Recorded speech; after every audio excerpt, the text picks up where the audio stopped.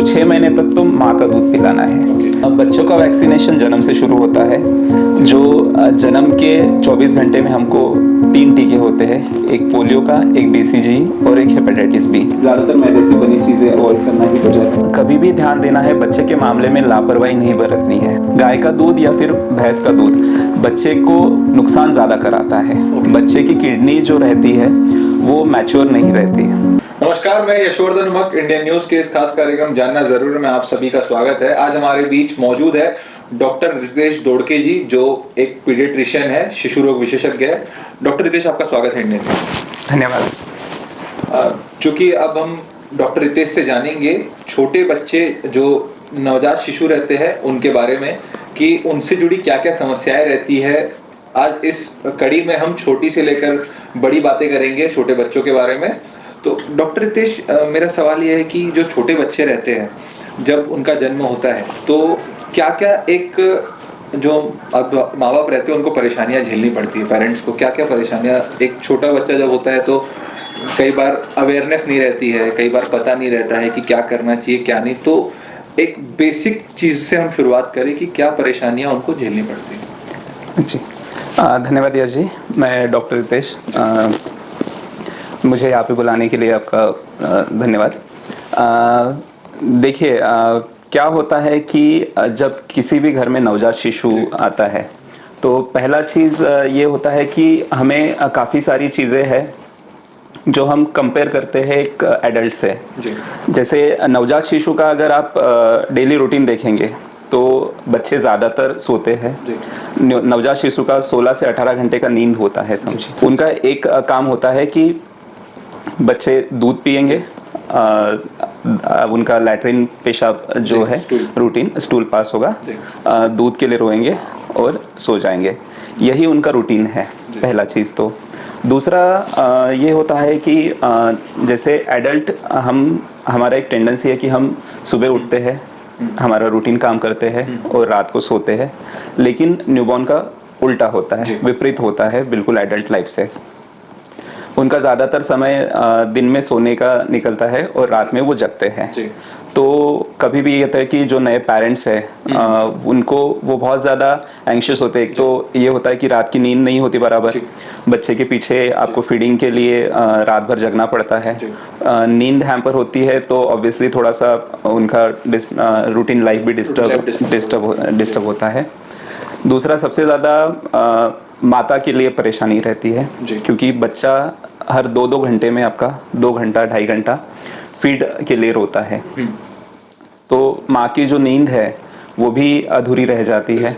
रात को एक तो ज़्यादा जगना, दिन भर भी बच्चा फीड के लिए रोएगा तो वो जगना। तो फिजिकली थोड़ा मदर फादर एग्जॉस्ट हो जाते हैं। मदर होना, बॉर्न बच्चे को जन्म देने के बाद एक मदर के लिए मेंटल, जो ऐसे आपने मेंटल चैलेंजेस की बात की, तो एक मदर को किस किस चीज़ों के लिए, जैसे आपने बताया कि हर 2 घंटे में फीडिंग करानी पड़ती है, तो ये साइकिल कब तक चलता है 2 घंटे फीडिंग वाला? ये 2 घंटे फीडिंग वाला लगभग मान के चलिए आपका 2 से 2.5 महीना ये चलता है। 2-2.5 महीने बाद बच्चे का ग्रोथ जैसे होता है, बच्चे का ग्रोथ होगा। 3 महीने में लगभग बच्चे का वजन जो है वो जन्म के वजन से डबल हो जाता है। मान के चलिए अगर कोई बच्चा 2.5 किलो का जन्म पे पैदा हुआ है तो 3 महीने पे लगभग उसका वजन 5 किलो होना चाहिए। जैसे आपने वजन की बात की, सॉरी मैं आपको वजन के बारे में पूछना चाहूँगा।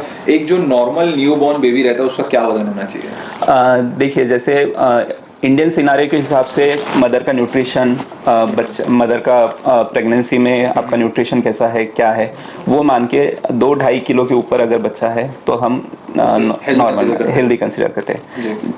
गाइडलाइंस के, WHO गाइडलाइंस के हिसाब से 2.5 kg के ऊपर आपका बच्चा हेल्दी बच्चा माना जाता है।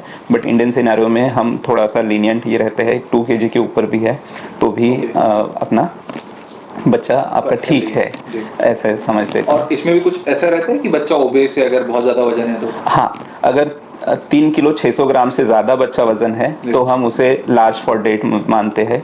ओबीज नहीं अपन कैटेगराइज करेंगे, बट ओबीज कैटेगराइज नहीं होता है। या तो स्मॉल फॉर डेट होता है या फिर लार्ज फॉर डेट होता है। अप्रोप्रिएट फॉर डेट आपका 2.5 किलो से 3 किलो 600 ग्राम के बीच में जो है, अगर बच्चा आपका पूरा 9 महीने में हुआ है तो।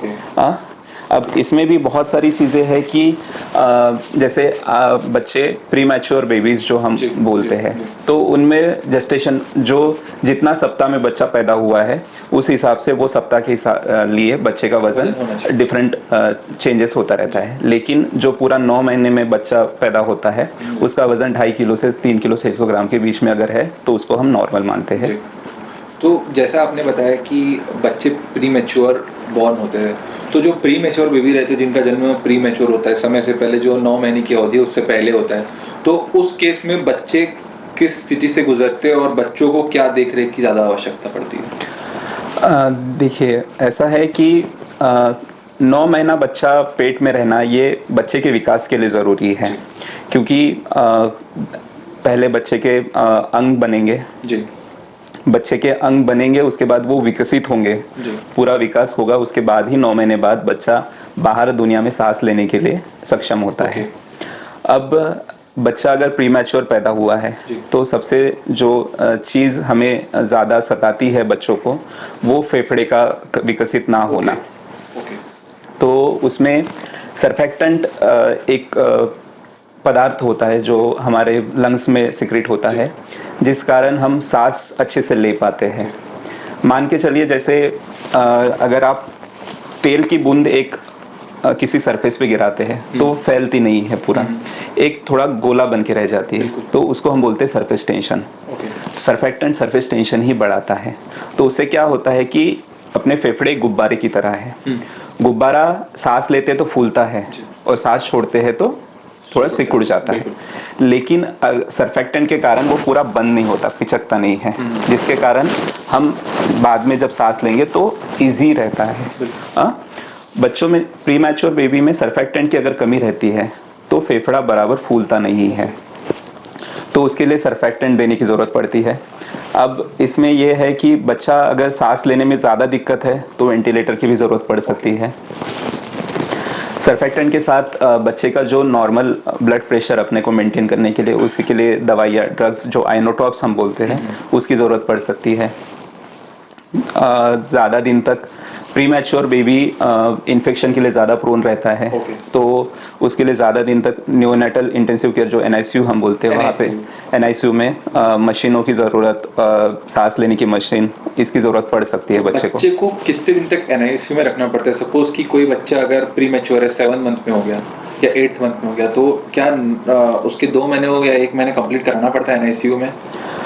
ये बच्चे के प्रोग्रेस के ऊपर डिपेंड करता है।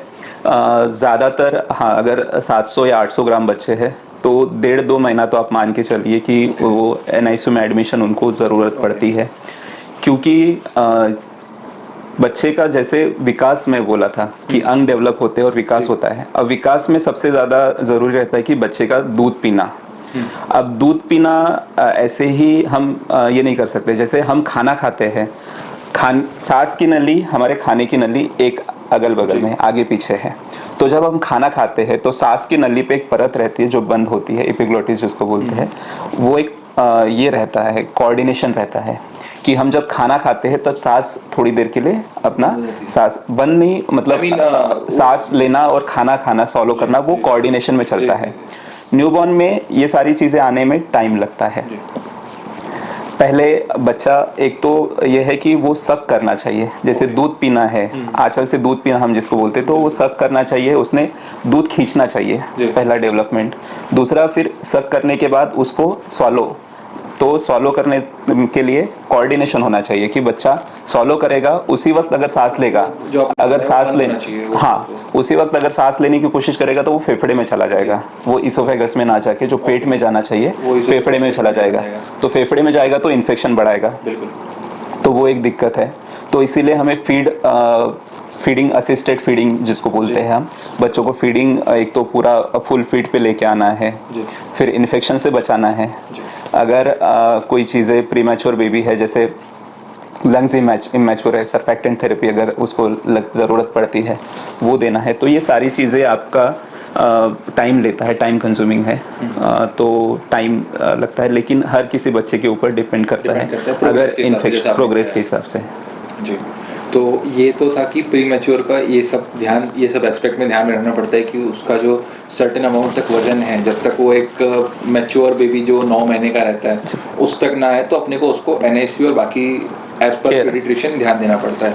तो और ऐसे भी केसेस आते होंगे जो पोस्ट मैच्योर डिलीवरी रहती होगी।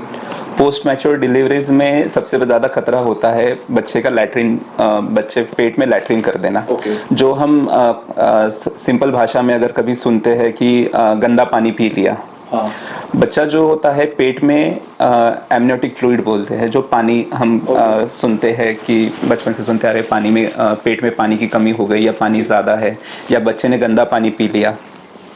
ऐसे केसेस में बच्चे ने अब कितनी मात्रा में लैट्रिन कर दी थी, वो ये करता है।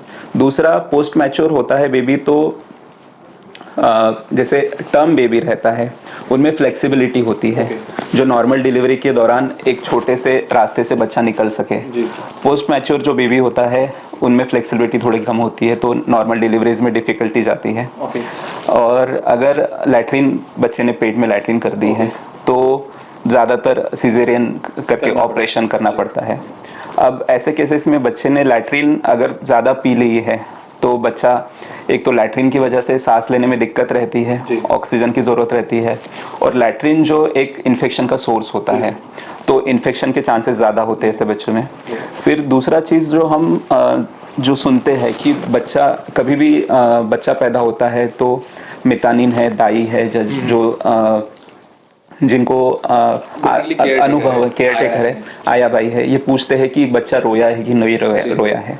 रोना मतलब बच्चे का पहला सांस लेना रहता है। तो ऐसे बच्चे में चांसेस ज़्यादा रहते हैं कि बच्चे देर से रोए, क्योंकि लैट्रिन करना पेट में ही उसके ऑक्सीजन की कमी होना दर्शाता है। तो ऑक्सीजन की कमी होना है तो बच्चा थोड़ा सा डल पैदा, मतलब एक्टिविटी उतनी अच्छी नहीं रहती है, रोना बच्चे का देर से होता है। तो ये चीज़ भी बच्चे के लिए खतरनाक है। तो ऐसे बच्चों को भी अगर लैट्रिन कर दिया है, अगर ये बच्चा देर से रोया है, तो उनको भी NICU एडमिशन की जरूरत पड़ सकती है। ज़्यादा से ज़्यादा कितना पोस्ट होता है? 40 वीक्स जो है वो नॉर्मल जेस्टेशन है। जैसे 9 महीने 7 दिन अपन लेते हैं, तो ये टोटल होता है 40 वीक्स। 40 वीक्स के ऊपर 2 वीक्स अपन ये लेते हैं। 42 वीक्स तक आप लोग वेट कर सकते हैं term, but after 42 weeks it's post term. तो पोस्टम की क्या एक लिमिट रहती होगी, क्राइटेरिया रहता होगी? पोस्टम की लिमिट यही है कि 42 वीक्स के ऊपर जो भी जाता है, अपर लिमिट देखिए ऐसा है कि उससे ज़्यादा आप ये नहीं कर सकते। जैसे डेट है, डेट से कभी होता है कि 10 दिन 15 दिन ज़्यादा ऊपर हो गया तो वो पोस्ट डेटेड, हम 40 वीक्स के ऊपर जो भी जाता है उसको पोस्ट डेटेड अपन माने। अब वक्त तो चला एक ब्रेक का, बने रहिए इंडियन न्यूज़ के साथ।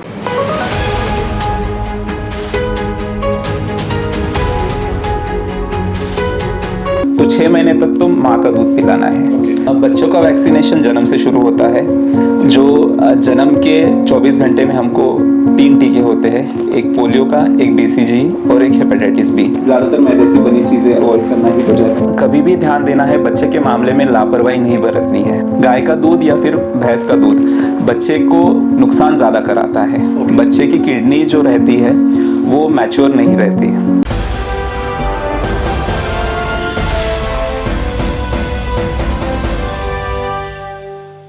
पूरे भारत में कहीं भी कभी भी सबसे कम किराए पर बुक करें वन वे टैक्सी rahultravels.com पर। Looking for a reliable online shopping site? Welcome to walkhart.com. We offer the best quality products at the lowest price with easy and fast delivery options.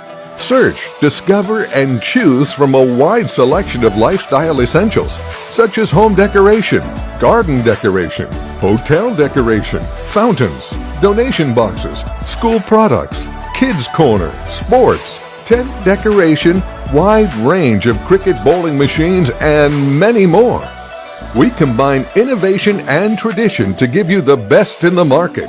Interior designers may contact to be our privileged customer on 74005. 74005.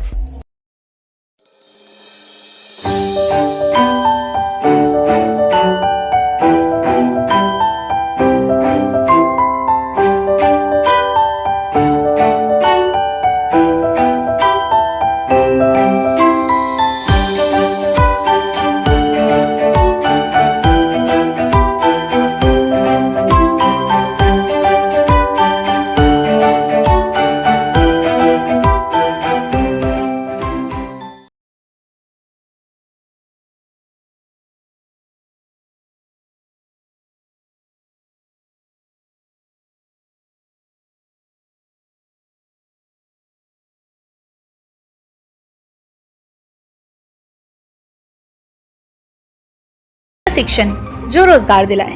Computer hardware, mobile servicing course, electrical course, electronics course, refrigeration, air conditioning course, छात्रावास की सुविधा। Indu technical institute, T market power house, जिला दुर्ग, छत्तीसगढ़।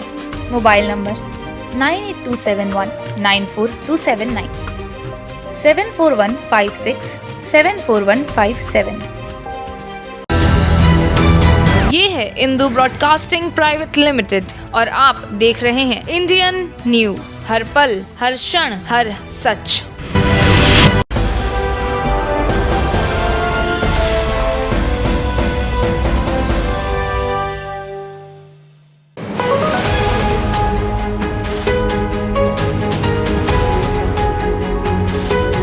तो 6 महीने तक तो माँ का दूध पिलाना है। अब बच्चों का वैक्सीनेशन जन्म से शुरू होता है, जो जन्म के 24 घंटे में हमको 3 टीके होते हैं, एक पोलियो का, एक BCG और एक हेपेटाइटिस बी। ज़्यादातर मैदे से बनी चीज़ें अवॉइड करना ही बेटर है। कभी भी ध्यान देना है, बच्चे के मामले में लापरवाही नहीं बरतनी है। गाय का दूध या फिर भैंस का दूध बच्चे को नुकसान ज़्यादा कराता है। बच्चे की किडनी जो रहती है वो मैच्योर नहीं रहती। ब्रेक के बाद आप सभी का स्वागत है इंडियन न्यूज़ में। हमारे बीच मौजूद है डॉक्टर रितेश डोडके जी, जिनसे हम बच्चों के बारे में जानकारी ले रहे हैं। और डॉक्टर साहब, मेरा अगला सवाल ये है कि जैसे हमने बात की कि आपने पीडियाट्रिशियन के होते हुए आपने सब बताया, मगर एक मदर जब प्रेग्नेंट है तो उनको क्या पीडियाट्रिशियन से कंसल्ट लेना चाहिए उस वक्त, या गायनेक जो बताते हैं वही काफ़ी होता है? गायनेकोलॉजिस्ट आपको जो बताते हैं वो आपकी सही सलाह देते हैं। अगर गायनेकोलॉजिस्ट के हिसाब से जैसे आपको रूटीनली सोनोग्राफी करना ज़रूरी रहता है। सोनोग्राफी आपका जो 5वें महीने में सोनोग्राफी होता है वो बच्चे का अंग विकसित हुआ है नहीं हुआ है, उनमें कोई खराबी तो नहीं है, वो बताता है, जिसे हम एनोमली स्कैन कहते हैं। उससे पहले 10 से 11वें हफ्ते में डबल मार्कर करके एक जांच होता है, डबल मार्कर, ट्रिपल मार्कर या क्वाड्रुपल मार्कर। तो ये जांचों में अगर कुछ भी गड़बड़ी रहती है तो आप पीडियाट्रिशियन से कंसल्ट कर सकते हैं कि आगे चल के उससे बच्चे के भविष्य में या भावी जीवन में बच्चे का विकास कैसा रहेगा, बच्चे का मानसिक विकास, बच्चे का शारीरिक विकास, या बच्चा लाइफ से कंपेटेबल, मतलब आगे चल के बच्चा आपका स्वस्थ रहेगा नहीं रहेगा। जैसे काफ़ी सारी चीज़ें होती है कि अगर 5वें महीने में हमें समझ में आ गया कि दिल में बहुत ज़्यादा बड़ी खराबी है जो ऑपरेशन से भी ठीक नहीं होगी या फिर ऑपरेशन के बाद भी बच्चे को दिक्कत रहेगी, तो ऐसे चीज़ों में आप पीडियाट्रिशियन से कंसल्ट कर सकते हैं।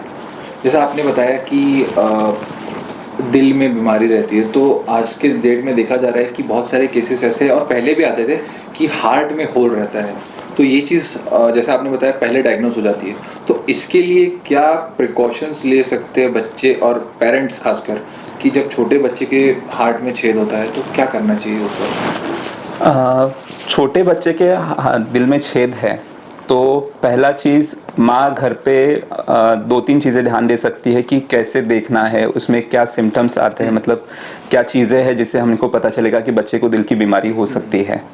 जैसे दिल की बीमारी अगर है तो बच्चा थोड़ा सा कमज़ोर रहेगा। कमज़ोर यानी वज़न से कमज़ोर ज़रूरत नहीं है, लेकिन कभी अगर दूध पीता है छोड़ देता है, दूध पीता है छोड़ देता है। नॉर्मली देखिए, थोड़ा देर दूध पी के थोड़ा देर के लिए छोड़ देता है बच्चा, वैसा ये नहीं है। लेकिन अगर बच्चा आपका काफ़ी बस थोड़ी देर के लिए दूध पी रहा है, छोड़ दे रहा है, या फिर माथे पे पसीना आ रहा है बच्चे के, तो ये ज़्यादातर पहला साइन ये बताते हैं कि बच्चे को दिल की बीमारी हो सकती है।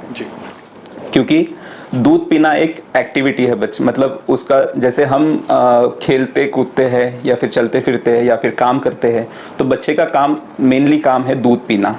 दूध पीना काम है, तो अब उसमें अगर उसको ताकत लग रही है ज़्यादा, तो हमें उससे बच्चे से समझ में आएगा कि बच्चा हाँफ रहा है, बच्चा बीच बीच में दूध छोड़ रहा है, या फिर माथे पे पसीना आ रहा है, तो ये चीज़ें माँ ध्यान दे सकती है। दूसरा चीज़, आपको अगर ऐसे कुछ परेशानी होती है या बार बार बच्चे को निमोनिया होता है तो पीडियाट्रिशियन से कंसल्ट कीजिए, और जो उनकी राय होती है उनकी सलाह से आगे का ट्रीटमेंट लेते रहिए। तो ये हार्ट में जो होल है वो एक उसके लिए क्या है कि वो ठीक कर सके कि वो वैसे ही रहता है?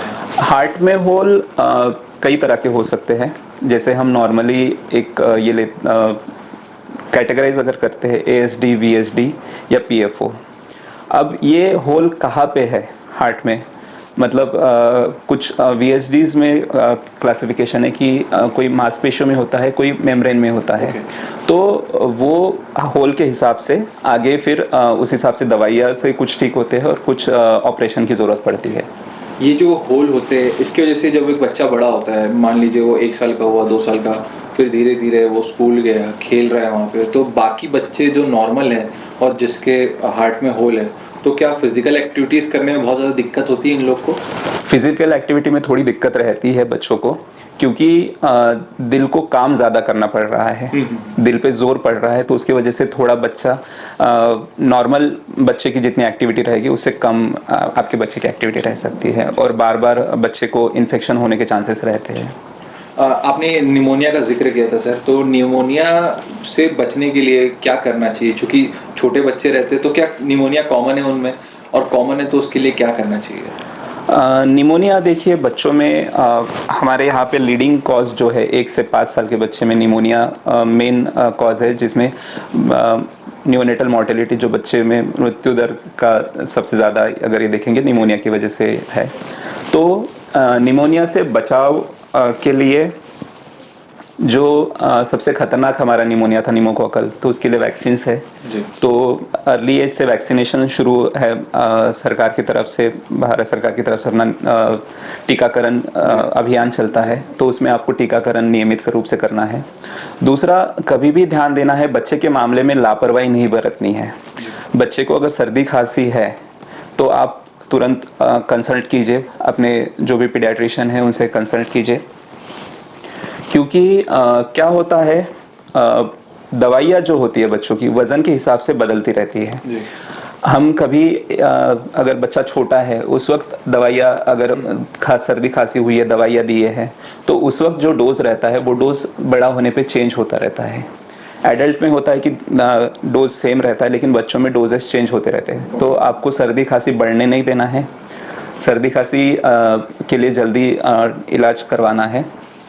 अगर ये चीज़ें आप ध्यान रखेंगे तो निमोनिया से बचाव कर सकते हैं। जी। और जैसा आपने बताया निमोनिया जानलेवा रहता है, तो इसका प्रथम उपचार जो फर्स्ट स्टेज है बेसिकली वो आपने जैसा बताया, अगर सर्दी खांसी हुई है तो तुरंत पीडियाट्रिशियन से कंसल्ट करें। और एक और चीज़ ये है कि जैसा आपने फीडिंग के बारे में बताया, तो बच्चे का आपने जैसे बताया कि काम ही है फीड करना। बहुत सारे बच्चे ऐसे रहते हैं जो फीड नहीं करते हैं, मदर मिल्क नहीं पीते, उनको बहुत सारे बाहर प्रोडक्ट्स रहते हैं जो जिसको हम आम बोलचाल भाषा में फार्मूला फीड बोलते हैं, कोई उसको सैरलैक बोलता है।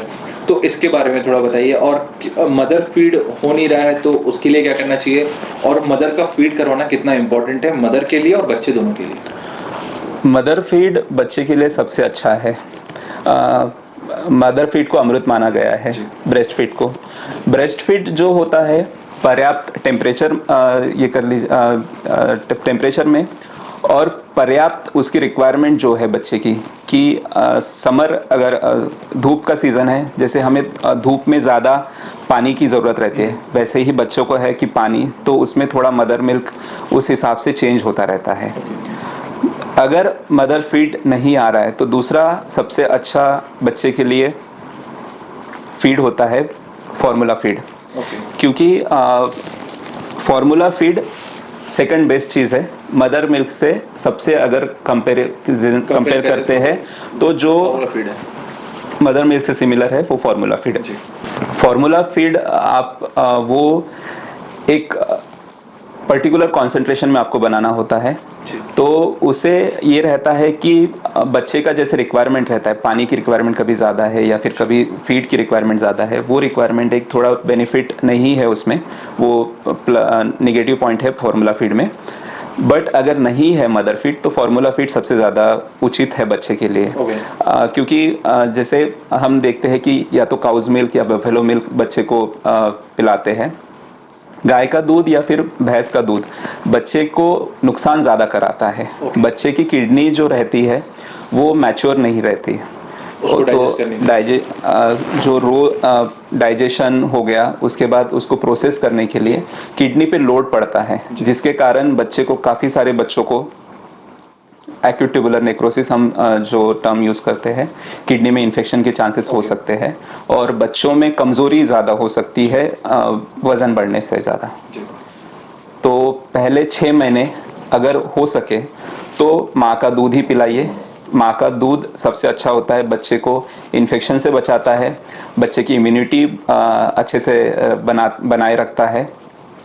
इससे सबसे अच्छा चीज़ ये होता है कि मदर और बेबी में बॉन्डिंग बहुत अच्छी बनती है और जितना अच्छे से माँ फीड कराएगी, जितना फ्रीक्वेंटली फीड कराएगी, उतना अच्छे से माँ को भी फीड आएगा और बच्चे का भी स्वास्थ्य बना रहेगा। और मदर के लिए भी क्यों ज़रूरी है फीड कराना? मदर के लिए जैसे बेबी जब फीड करता है तो मदर के शरीर में ऑक्सीटोसिन नाम का हार्मोन रिलीज होता है जो मदर को सेंस ऑफ वेलबींग, गर्भाशय को नॉर्मल शेप में लाने के लिए मदद करता है, जिसके कारण जो प्रसव के बाद रक्तस्राव होना कम करवाता है, माँ का हैप्पी नेचर ये रखता है और माँ वेलबींग, जो सेंस ऑफ वेलबींग बोलते हैं माँ में, वो लेके आता है। तो मतलब बच्चे के लिए और माँ के लिए ज़रूरी है। जैसा आपने बताया कि ब्रेस्ट फीड कम से कम मिनिमम 6 मंथ्स के लिए तो कराना ही चाहिए, पर कई बार हमने देखा है कि 2 साल 3 साल के बच्चे भी करते, तो क्या ये ठीक है? एक्सक्लूसिव ब्रेस्ट फीड हम जो वर्ड यूज करते हैं, तो 6 महीने तक सिर्फ माँ का दूध पिलाना है। माँ के दूध के अलावा आपको ऊपरी कुछ नहीं देना है। क्योंकि बहुत बार होता है हमारे दाई लोग, आया लोग ये बोलते हैं कि ग्राई वाटर पिला दो, या काफ़ी जगह पे प्रैक्टिसेस देखे, लोकल प्रैक्टिसेस, अजवाइन पानी पिला देना, शहद चटा देना, ये सारी चीज़ें बच्चे के लिए हानिकारक होता है। माँ का दूध सबसे अच्छा होता है बच्चे के लिए। तो 6 महीने तक तो माँ का दूध पिलाना है। 6 महीने बाद आपको फिर टॉप फीड जो बोलते हैं वो शुरू करना है। जैसे शुरुआत, अगर आपको शुरुआत से दाल पानी या चावल पानी जो बच्चा इजीली पी सके, उससे स्टार्ट करना है। हाँ, उससे स्टार्ट करना है। उसके बाद जो सबसे ज़्यादा बच्चे को पचाने के लिए, जल्दी पचाने के लिए मूंग दाल की खिचड़ी आप शुरुआत कीजिए, जो बच्चा जल्दी पचा लेता है। क्योंकि जब हम बच्चे को टॉप फीड स्टार्ट करते हैं तो काफ़ी सारे पेरेंट्स कंप्लेंट करते हैं कि हमारा बच्चा दस्त हो रहा है जी, बार बार दस्त जा रहा है, पेशाब कम कर रहा है, उल्टी हो रहा है या सुस्त हो गया है। तो मूंग दाल की खिचड़ी पचाने में सबसे हल्का होता है। तो मूंग दाल की खिचड़ी आप एकदम महीन उसको मूंग दाल की खिचड़ी खिला सकते हैं। धीरे धीरे फिर आपको एक्सपेरिमेंट करना है खाने के साथ। जैसे हम बच्चे को मूंग दाल की खिचड़ी इनिशियल आप 15-20 दिन अगर दे दिए, एक्सेप्ट अच्छे से कर रहा है बच्चा, तो उसके बाद फिर आपको धीरे धीरे सब्जियां, हरी सब्जियां का उसमें ऐड कर सकते हैं। फ्रूट्स अगर आप देना चाहते हैं तो रॉ, जो हरी सब्जियां कुक्ड आपको देना है, पका के देना है। सारी चीज़ें आपको पका के ही देना है बच्चे को, कोई चीज़ें रॉ मत दीजिए। बच्चे का पैलेट जो होता है, जो आपका खाने में टेस्ट, पहले बच्चा सिर्फ माँ का दूध पीता है तो उसका टेस्ट बर्ड हमको डेवलप करना रहता है। तो इसीलिए खाने में डिफरेंट आप आइटम्स दे सकते हैं। इनिशियली आप साबूदाने का खीर हो गया, सूजी का हलवा हो गया, ये भी चीज़ें आप बच्चे को दे सकते हैं। लेकिन जैसे 6 महीने तक बच्चा सिर्फ ब्रेस्ट फीड लेता है तो एकदम से आप माँ का दूध नहीं छुड़ा सकते। तो बच्चे अगर दिन में 2-3 बार भी आपका दूध पी रहा है तो कोई उसमें हार्म नहीं ही है, वो भी स्वस्थ है। लेकिन एक चीज़ ये हो जाती है कि हम लोग थोड़ा सा इजी वे ढूंढना चाहते हैं। तो ब्रेस्ट फीड इजी होता है, बच्चा इजीली एक्सेप्ट कर लेता है, बच्चा खाना खाने में थोड़ा आनाकानी करता है, तो हम ज़्यादातर ब्रेस्ट फीड पे ही रखते हैं। लेकिन 6 महीने के बाद जो ब्रेस्ट मिल्क रहता है वो बच्चे के ग्रोथ के लिए पर्याप्त नहीं ही होता है। तो फिर आउटसाइड सोर्स आपको बाकी चीज़ें देना ज़रूरी है। जैसे हम आपने बताया कि किडनी पे असर पड़ता है मिल्क से, काऊ या बफेलो के, तो काऊ और बफेलो का मिल्क को कब से चालू कर सकता है बच्चा? 6 महीने बाद बच्चे का जो विकास रहता है वो बाहरी चीज़ें खाने के लिए पर्याप्त रहता है। तो 6 महीने बाद यूजुअली आप ऊपरी जो खाना है वो शुरू कर सकते हैं। काउ मिल्क ज़्यादा सेफ है, तो काउ मिल्क आपको इनिशियली तो काउ मिल्क आप बिना डाइल्यूशन के नहीं दे सकते, दूध में थोड़ा पानी मिला के आपको देना पड़ेगा, क्योंकि वो बच्चे को, काउ मिल्क जो होता है काउ के बच्चे के लिए होता है, ह्यूमन के बच्चे के लिए नहीं होता है। तो ह्यूमन बच्चे को पचाने के लिए आपको दूध थोड़ा पतला दूध देना ज़्यादा ज़रूरी है। उसके बाद फिर आप बच्चे के एक्सेप्टेंस के हिसाब से दूध को थोड़ा गाढ़ा दे सकते हैं। ये तो हो गया डाइजेशन से लेके और खाने तक की बातें। जैसे छोटा बच्चा है, मान लीजिए उसको अगर हम बहुत लोग ये चाहते हैं कि बच्चा फ्रूट खाए या रोटी खाए, तो ये कौन से एज से शुरू होता है? जैसे बच्चे के दांत आना 7 से 8 महीने बाद शुरू होता है। 7वें 8वें महीने में दांत आना शुरू होता है। डिले भी हो सकता है किसी में, तो उसमें घबराने वाली बात नहीं है। दांत आने के बाद बच्चा थोड़ा सा चबाना शुरू करता है। उससे पहले बच्चा अच्छे से चबा नहीं पाता है, तो उससे पहले हमको जो भी खाना देना है, ऐसा खाना देना है जो बच्चे को ज़्यादा चबाने की ज़रूरत ना पड़े। फ्रूट्स आप उसके बाद भी, दांत इनिशियली आने के बाद भी फ्रूट्स एकदम से आप कड़ा फ्रूट्स नहीं दे सकते बच्चे को, क्योंकि वो गले में अटकने के चांसेस ज़्यादा रहते हैं।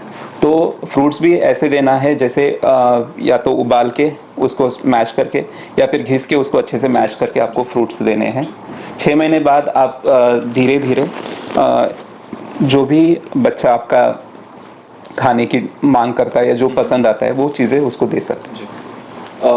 जैसा ये आपने खाने का बताया, अब मैं ये जानना चाहूँगा कि वैक्सीनेशन कब से चालू होता है और कब तक चलता है बच्चों का? बच्चों का वैक्सीनेशन जन्म से शुरू होता है। जो जन्म के 24 घंटे में हमको 3 टीके होते हैं, एक पोलियो का, एक BCG और एक हेपेटाइटिस B। तो ये टीके कंपलसरी लगवाने हैं। उसके बाद टीका शुरू होता है 1.5 महीने बाद से बच्चे के टीके शुरू होते हैं, जो आपका 5 से 7 साल तक चलते हैं। मतलब 7 इयर्स तक कॉन्स्टेंटली टीके रहते हैं। उसके बाद 10वें साल में आपका TT का लास्ट डोज आएगा, और जो ह्यूमन पैपिलोमा वायरस वैक्सीन है वो आपका 15 साल के बाद वो वैक्सीन एक ये है, लास्ट वैक्सीन आपका 15 साल तक हो। चूँकि आपने बताया कि 24 घंटे के भीतर 3 टीके लगाने, तो फिर ये 1 साल 2 साल के बीच में भी और टीके लगते हैं कि पहले जो पहले टीके बर्थ का टीका के बाद 1.5 महीने पे, 2.5 महीने पे और 3.5 महीने पे कंटिन्यू टीके है। उसके बाद आपको सीधा 6ठे महीने पे इन्फ्लुएंजा का टीका आएगा। फिर उसके बाद 6ठे महीने 7वें महीने से लेके 12वें महीने तक आपके डिफरेंट टीके जो है, जिसमें हेपेटाइटिस A, टाइफाइड का टीका आपका, ये और मीजल्स के टीके, ये टीके आपके लगेंगे। उसके बाद 1.5 साल पे आपका बूस्टर डोजेस है, और 5 साल के आपका तीसरा बूस्टर डोज आएगा।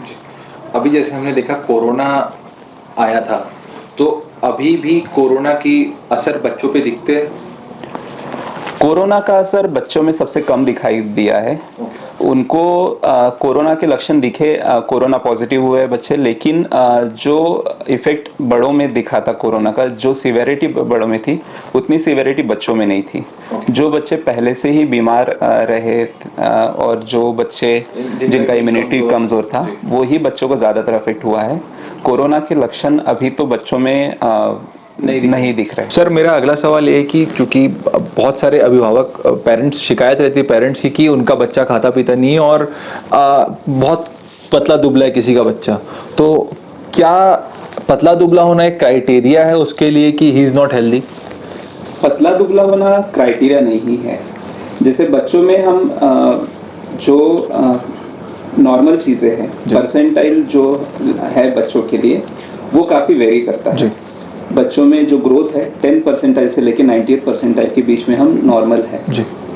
तो आपका बच्चा, किसी बच्चे हो सकता है कि थोड़ा दुबला पतला है, कि कोई बच्चा वज़न अच्छा है, इसमें पेरेंट्स को घबराने की ज़रूरत नहीं है। दूसरा चीज़ ये है कि बच्चे का विकास माता पिता के जीन्स के ऊपर डिपेंड करता है। माता पिता का जो हाइट है, वेट है, माता पिता उनके जवानी में कैसे रहे हैं, दुबले पतले रहे हैं या फिर हेल्दी है, वो हिसाब से ही बच्चे का लाइफ बिल्कुल ग्रोथ चलता है। तो इसमें आपको घबराने वाली बात नहीं है। लेकिन अगर आपका बच्चा काफ़ी कमज़ोर है, बार बार बीमार होता है, तो हाँ, ये चिंताजनक चीज़ है जिसके लिए आपको डॉक्टर से सलाह लेने की ज़रूरत है। और जैसा आपने बताया कि ग्रोथ ये जेनेटिक है, और एक और रहता है कि बच्चों की हाइट, तो चाहे वो मेल रहे चाहे फीमेल रहे, तो बच्चे या बच्ची की हाइट कौन से एज तक बढ़ती है? बच्चे या बच्चों की हाइट, लड़कियों की हाइट जो है 16-17 साल तक आपकी बढ़ती है।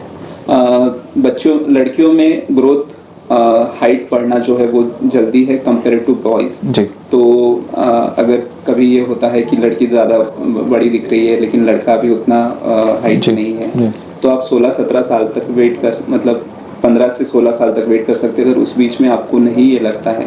लेकिन हाँ, उससे पहले आपको ये करना है कि अगर कोई बच्चा ज़रूरत से ज़्यादा ही छोटा है या पतला है तो आपको ज़रूर डॉक्टर से ध्यान देने की ज़रूरत है जी। बाकी एक हाइट कौन से एज तक बढ़ती है? ऐसा रहता है ना कि 18 साल तक बढ़ती है, बहुत लोग ये बोलते हैं 17-18 साल तक जी। सर मेरा एक और सवाल है कि चूंकि आज के डेट में हमने देखा है कि काफ़ी सारे प्रॉब्लम्स बच्चे फेस करते हैं, ओबेसिटी एक बहुत बड़ा कारण है। बीइंग अ पेडिट्रिशियन आपको ओबेसिटी के बहुत सारे केस आते होंगे, तो ओबेसिटी के लिए प्रिकॉशंस क्या ले सकते हैं आज के पेरेंट्स? प्रिकॉशन ओबेसिटी के लिए सबसे ज़रूरी चीज़ ये हो गई है कि बच्चे बाहर खेलना कूदना कम हो गया है, क्योंकि ज़्यादातर ये अभी रिसेंटली कोरोना के बाद, तो कोरोना में ये हुआ है कि बच्चे को हम बाहर नहीं भेज रहे थे, तो बच्चे घर में ही खेल कूद जो हो गया या फिर उनका ज़्यादातर ध्यान मोबाइल में या टीवी में ये हुआ, तो बच्चे का थोड़ा सा जो एक्टिविटी है, फिजिकल एक्टिविटी, वो कम हो गई है। तो उसको हमें बढ़ावा देना है, फिजिकल एक्टिविटी को। खेल कूद में दिन में 1 घंटा तो आप बच्चे को खेल कूद में उसको व्यस्त करवाइए, जिससे बच्चे की शरीर एक्टिविटी रहेगी तो मेटाबॉलिज्म बेटर रहेगा। दूसरा, खान पान में थोड़ा ध्यान देना है। फास्ट फूड ज़्यादा आपको ओबेसिटी के लिए प्रोन करते हैं, तो उसका सेवन मैं ये नहीं बोल सकता कि आप नहीं दीजिए, क्योंकि आज के दिन वो आज के डेट में वो अवॉइड नहीं कर सकते, तो लेकिन एक लिमिटेशन रहे। ज़्यादातर हेल्दी खाना, हरी सब्जियां आप बच्चे के सेवन में आहार में ज़्यादातर दीजिए, तो वो एक आपका ओबेसिटी से प्रिवेंट करना। मैदा कितना फैक्टर रोल प्ले करता है एक तबीयत खराब होने में या गट हेल्थ खराब करने में? बच्चों के लिए खासकर, बेसिकली बड़ों को तो होता ही है, मगर बच्चों में क्या इसके एडवर्स इफेक्ट आप देख सकते हैं? मैदा पचाने में हेवी होता है, तो उसकी वजह से बच्चों को काफ़ी कॉन्स्टिपेशन कभी होना या फिर मैदा से मोटापा आना, ये चीज़ें ज़्यादा आप हो सकती है, तो इसके लिए ज़्यादातर मैदे से बनी चीज़ें अवॉइड करना ही बेहतर है। चूँकि आपने जैसे बच्चों के बारे में बात बताई और हमारे बच्चे भी दर्शक है, तो एज अ पेडिट्रिशियन डॉक्टर आप क्या सलाह देना चाहेंगे कि जैसा आपने बोला कि 1 घंटा तो खेलना ही चाहिए, जो नहीं खेलते उनके लिए भी, और काफ़ी आपको अभिभावक भी देखेंगे कि आपने जो बातें कही है उसके लिए, कि बच्चों को जैसे मोबाइल है, बच्चों जैसे मोबाइल के वजह से भी यूवी रेज वगैरह आती है, जो रेज निकलती है वो भी बच्चों के लिए कितनी हार्मफुल रहती है, तो वो सारी बातें थोड़ा सा आप एक बच्चे को बता दीजिए। बच्चों के लिए मोबाइल हार्मफुल तो है ही, क्योंकि आपका एक चीज़ ये है कि मोबाइल में क्या दिख रहा है क्या नहीं दिख रहा है, इस पर रेस्ट्रिक्शन नहीं है आज की दुनिया में। तो अच्छी चीज़ों से बुरी चीज़ें ज़्यादा आपके ध्यान में आ रही है, तो इसीलिए मोबाइल से दूरी बनाए रखेंगे तो ज़्यादा बेहतर रहेगा। दूसरा, मोबाइल जितना पास से हम देखते हैं उसकी वजह से अर्ली एज में आपको चश्मा यूज़ करने की ज़रूरत पड़ सकती है, आँखों की खराबी होना वो परेशानी रहती है, जिसके कारण आपको सर दर्द होना वो ये रहते हैं, तो बार बार आपको अस्पताल जाने की ज़रूरत पड़ेगी। तो इसीलिए ज़्यादातर आप इस्तेमाल थोड़ा कम करेंगे मोबाइल का, ज़्यादा। और खाने पीने के लिए, और जो आपने बताया कि एटलीस्ट 1 आवर तो खेलना ही चाहिए, बाहर बच्चा आउटडोर एक्टिविटी करना चाहिए, तो उसके लिए थोड़ा मैसेज दीजिए बच्चों को, क्योंकि एक डॉक्टर अगर सलाह देंगे कि आप 1 घंटा खेलिए तो उससे बहुत असर पड़ेगा। आपके सर्वांगीण विकास के लिए जीवन में सारी चीज़ें ज़रूरी है, जैसे पढ़ाई ज़रूरी है वैसे ही खेल कूद भी शारीरिक विकास के लिए ज़रूरी है। जो आपको खेल कूद से हमें अच्छा होने का आभास भी आता है, तो और हमारा जो मेटाबॉलिज्म है वो काफ़ी अच्छा रहता है, तो और आपसे खेल कूद के दौरान दोस्त भी बनेंगे, आप सोशली थोड़े इंटरेक्टिव रहोगे, तो बाहर खेलना कूदना बच्चे के लिए काफ़ी ज़रूरी है। जैसे सर हमने देखा है कि कई बार जो न्यूली बॉर्न रहते हैं पेरेंट्स को ये समझ में नहीं आता क्या मेरा बच्चा देख पा रहा है कि नहीं देख पा रहा, उसको विजिबिलिटी है कि नहीं, तो उसके लिए कैसे क्या आप देख सकते हैं?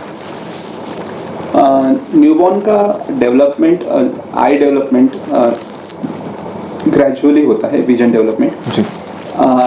शुरुआती कुछ दिनों में बच्चा दूध पीता है तो माँ के स्तन से लेके माँ के चेहरे तक का जो डिस्टेंस है वो डिस्टेंस उसको परखना ज़्यादा ज़रूरी रहता है।